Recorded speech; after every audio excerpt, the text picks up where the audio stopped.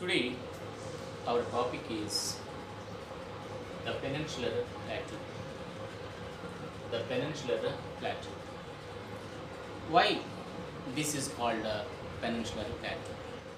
See, peninsula. Peninsula means the land which is surrounded by the three sides water. Here, the south part of India, so the southern part of India surrounded by the three sides of water. Here, west side Arabian Sea, east side Bay of Bengal, and south Indian Ocean, South Indian Ocean. Like three sides, this is the landmass is surrounded with water. Then it is to be called what is a peninsula. Then it is to be called what is peninsula. So then in this is the peninsula, there is a plateau, I mean high elevated land is there, high elevated landmass is there. So this is to be called peninsular plateau, Indian plateau. It is also known as Indian plateau. What is the location of the peninsular plateau? The peninsular plateau is situated to the south of the Indo-Gangetic plain.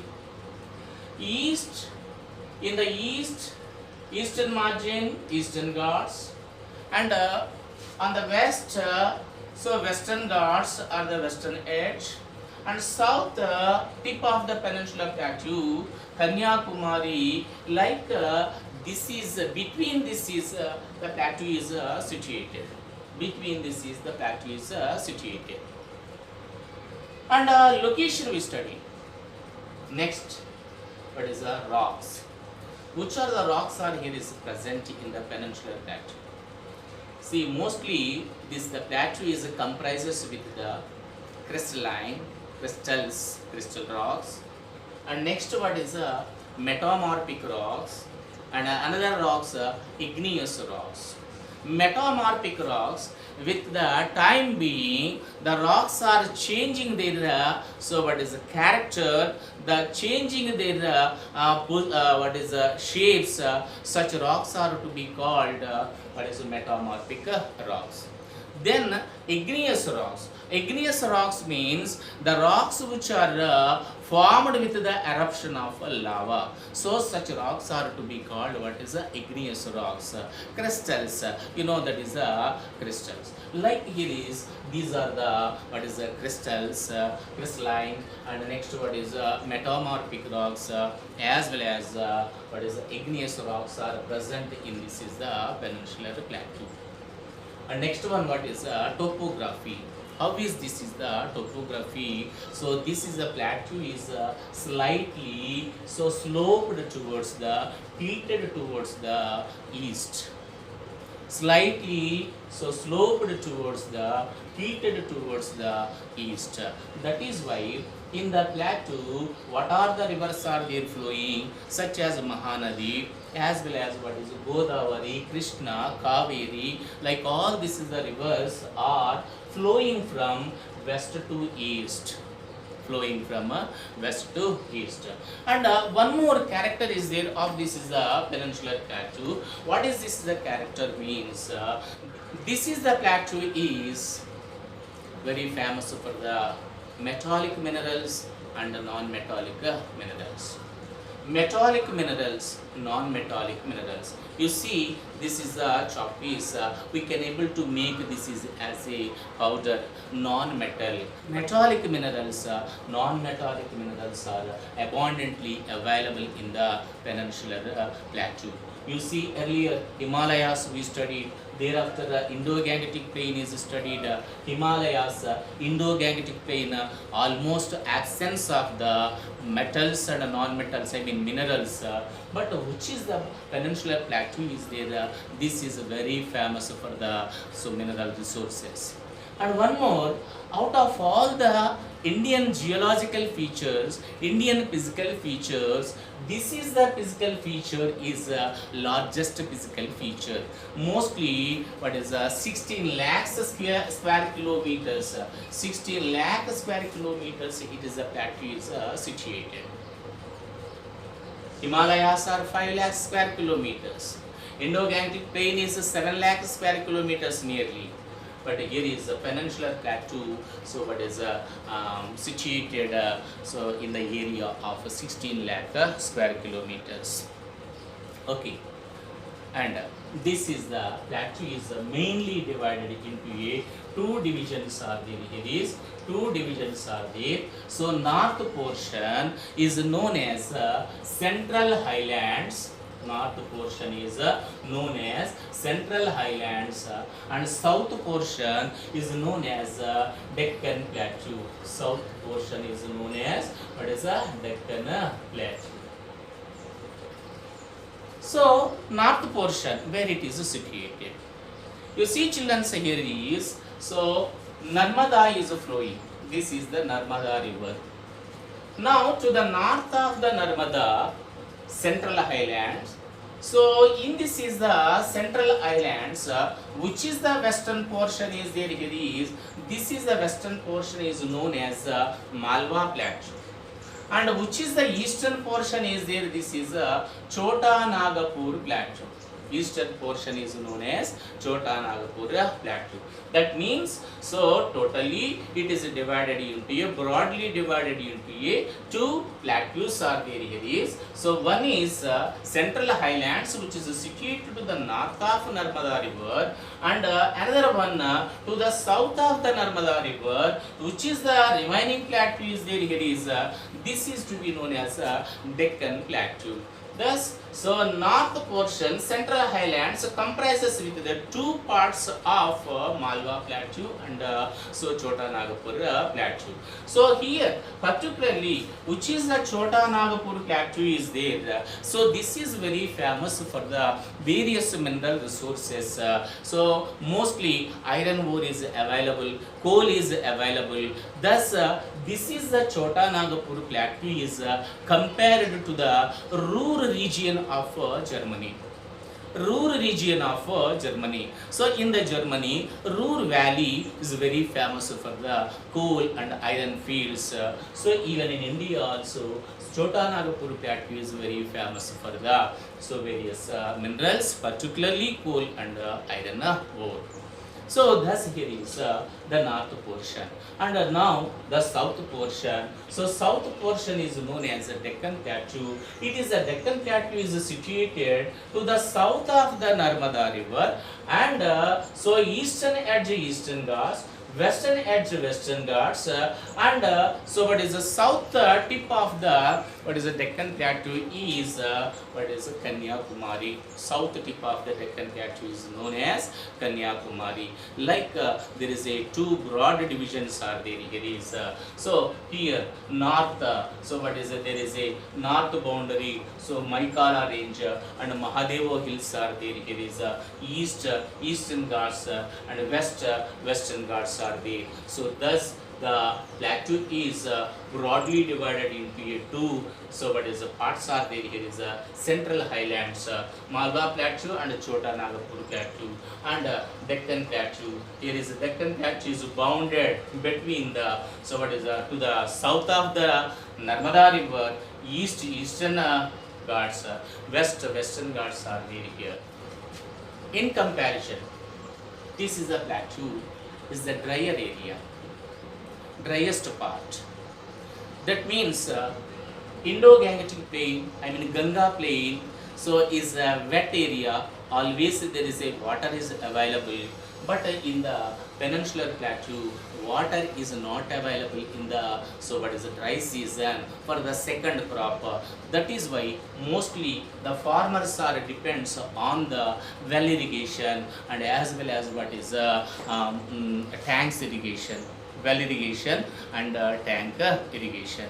So this is also one of the important feature of this is the peninsular north portion of the peninsular plateau. There are some rivers are flowing towards the north side and joining in the Ganga river. Joining in the Ganga river. That means you have to understand which is the north part of the peninsular plateau is there, that is sloped towards the north. Sloped towards the north. So totally, broadly, this is the plateau is tilted towards the east, but at the same time, north portion of the plateau is so tilted towards the, sloped towards the, where is north. So that is why some rivers flowing towards the north and joining in the Ganga river. Eastern Ghats and here is Western Ghats. Deccan Plateau, east edge, Eastern Ghats. Deccan Plateau, western edge is the Western Ghats. So Eastern Ghats, where it is situated. You see here is, this is the east coastal plain. That means Eastern Ghats are situated between the Deccan Plateau and the east coastal plain, parallel to the east coastal plain. Here, Western Ghats are situated between the Deccan Plateau, west part of the Deccan Plateau, and to the east of what is the west coastal plain, parallel to the west coastal plain. Now, Eastern Ghats. So, Eastern Ghats, from where to where they are stretched. Western Ghats, so where to where they are stretched.